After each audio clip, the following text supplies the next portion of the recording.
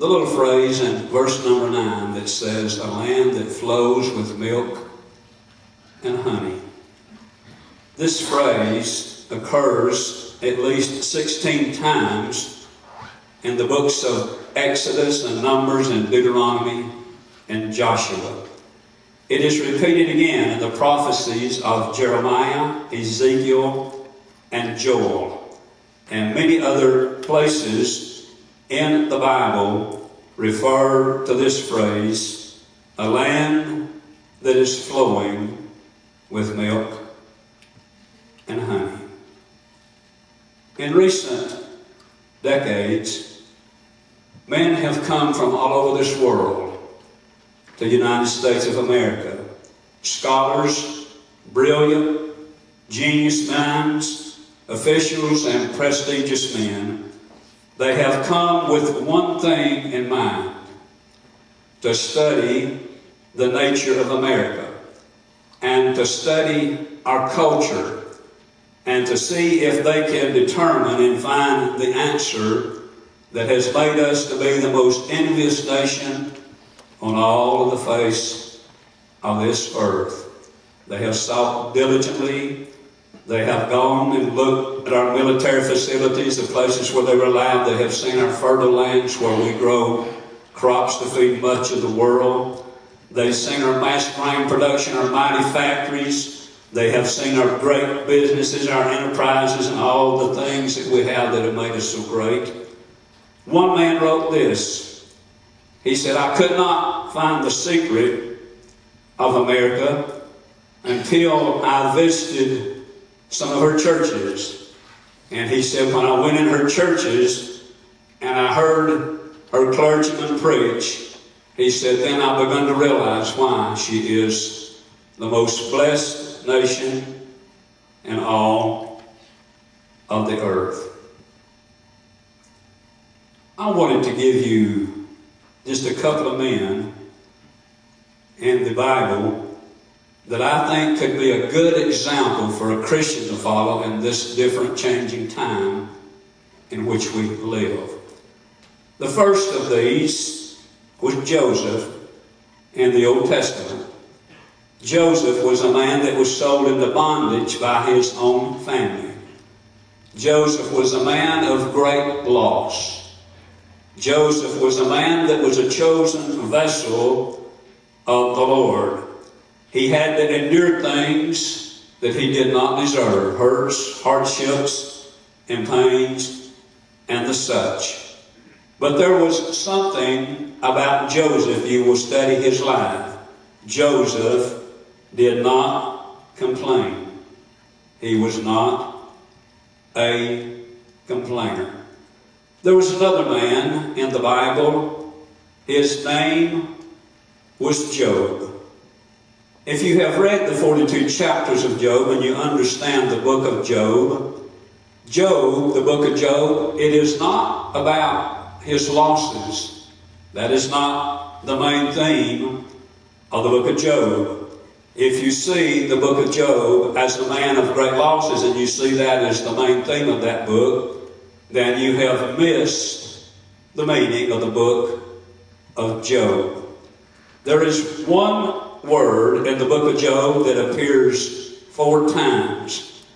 And this one word is the key to understanding the main Bible theme in the book of Job. The word is integrity. Now Satan accused Job before God. And what Satan said to God is this. He said, when tough times come, Job would get a negative attitude. He said, when tough times hit the land, Job will change the way that he thinks, the way he talks, and the way that he acts.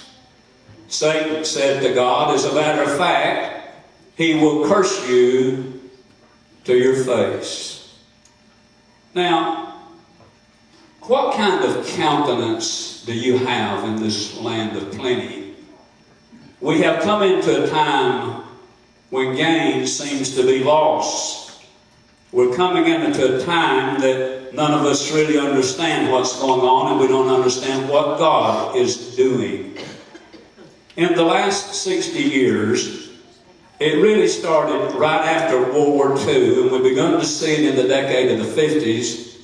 There has been a 60-year span of time in America when God has blessed and prospered this land more than any nation on earth. 60 years running, God has opened the windows of heaven, and He has blessed this nation more than any others and more than many that would be put together. Someone said, and I agree with them 100%, the strongest Christians are not the ones that don't have troubles. Oh no. The strongest Christians are not the ones that don't have troubles, but the strongest Christians are the ones that know how to handle troubles, and to still be a Christian. I was watching TV last night, and I was seeing Joni Eareckson Tada. Many of you know that most all of her adult life, if you know her, she's been paralyzed from the neck down.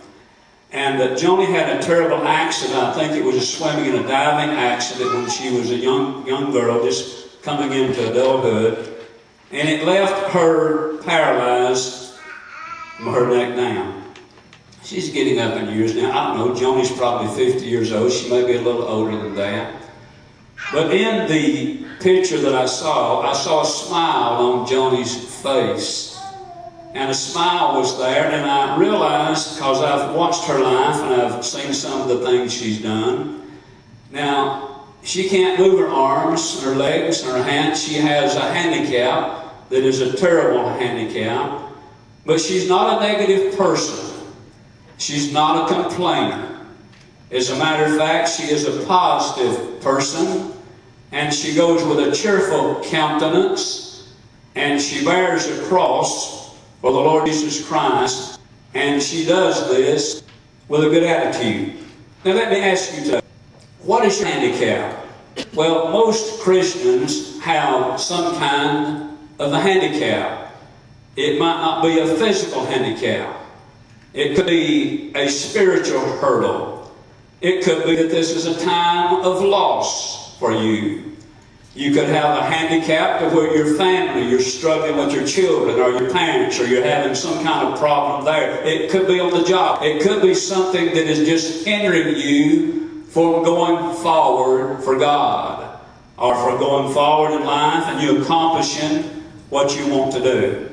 Now, the greatest Christians in this time of change, this time where we're losing a lot, most of us today are being affected by this present economy.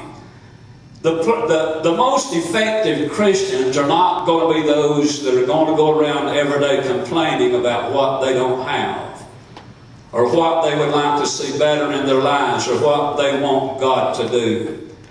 The Bible says there was a generation and they were murmurers and complainers. And the Bible said that angered God very much.